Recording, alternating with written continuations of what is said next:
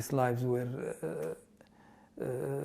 killed or taken away, 5,000 lives in one shell. Bahauddin Ghalaini headed Al Basma IVF Center, Gaza's biggest. He doesn't know if the Israeli strike in December targeted the lab specifically or not. But the impact of that single blast was far-reaching. We know deeply this 5,000 lives or potential lives means for their parents, either for the future or for their past. It was for days, I would say, crying for this, what happened. Those embryos, sperm specimens and unfertilized eggs were a last hope for hundreds of Palestinian couples facing infertility. Whatever you imagine or I tell you about how hard the IVF journey is, only those who have been through it know what it's really like. Seba Jafarawi had 3 years of painful fertility treatment, then became pregnant last September, right before the war broke out on October 7th. I did not even have time to celebrate the news. You know, an IVF case is very sensitive, unlike natural pregnancies. You have to take care, not go out, eat healthy food, and move little. Ghalaini closed his clinic, where an additional 5 of Jafarawi's embryos were stored. Jafarawi couldn't rest and keep her fragile pregnancy safe, with the elevator not working and a bomb levelling the building next door. She started bleeding. She and her husband moved south to Khan Yunis, then Egypt on November 12th. Her first ultrasound in Cairo showed she was pregnant with twins, and they were alive. But a few days later, she miscarried. It was really the most difficult moment of my life. I entered the bathroom. I had twins. One of the babies was hanging out of me, and at that moment, I didn't realize what was happening.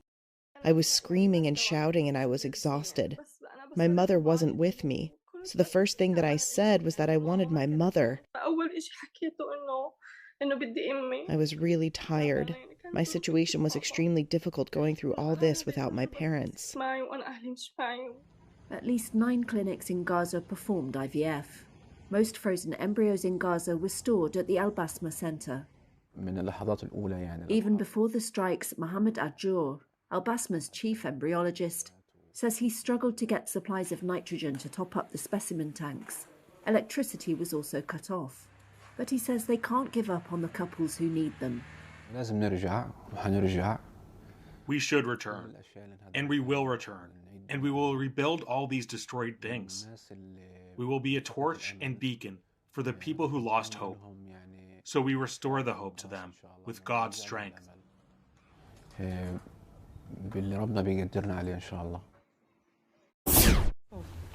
Ukraine's military is running chemical weapons drills like this.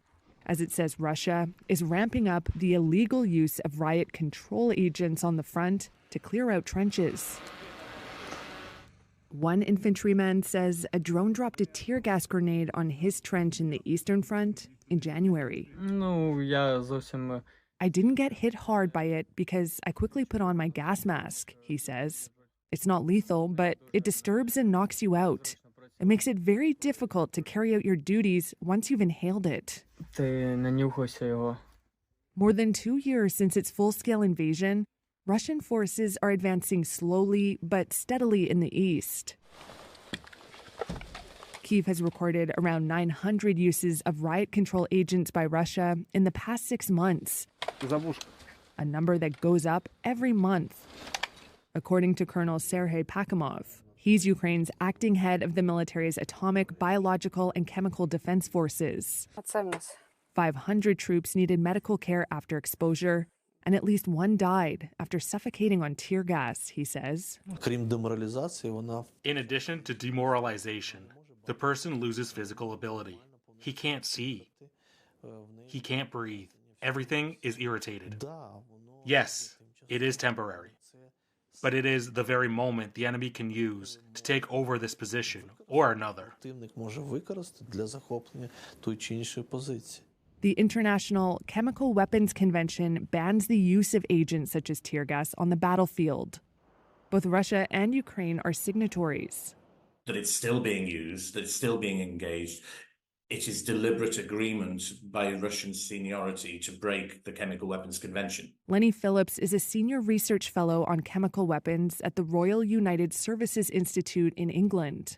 He says the use of agents has been advertised on Russian TV, and that there's little room for plausible deniability from troops in the field. I think it's fairly clear in my mind that the idea that local commanders are using it themselves without knowing that they're breaking the Chemical Weapons Convention, I think that idea is now gone. Russia's defense ministry did not respond to a request for comment. Moscow has previously accused Ukrainian forces of using chemical weapons, something Kyiv denies. Reuters has not been able to independently verify the use of banned chemical substances by either side.